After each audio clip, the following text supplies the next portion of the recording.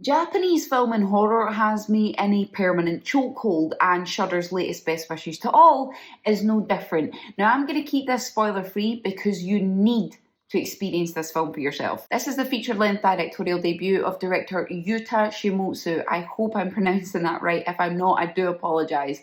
But this film follows a young woman who is returning to visit her grandparents in rural Japan after studying nursing in Tokyo. This film starts with like an eerie, creeping uncertainty, and then out of nowhere takes a massive bold swing and shows you everything so transparently that it feels borderline uncomfortable. It literally goes from 1 to what you think is 100, but it turns out is actually about 30.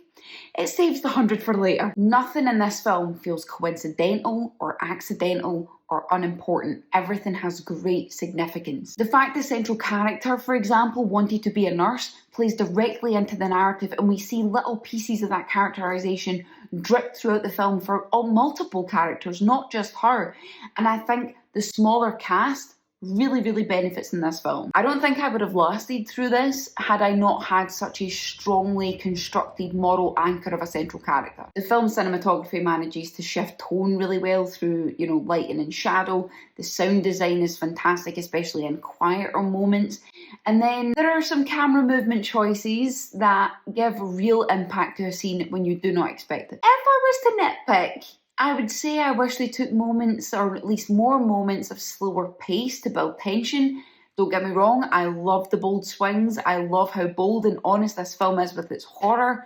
But I wish we'd just sort of seen the build-up of that a little bit more, even if that meant adding, say, like 10 to 15 minutes into the runtime. How often do you hear me saying that I wish a film was longer? This film just clearly had some things to say, and I selfishly wanted more of it.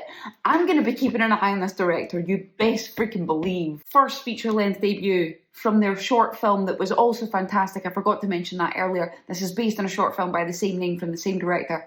Out freaking standing that this is their first feature. Please let me know what you thought of this one if you've watched it. It really stood out to me. Let me know what your favourite Japanese film is overall. Follow for more film content, and I'll catch you later.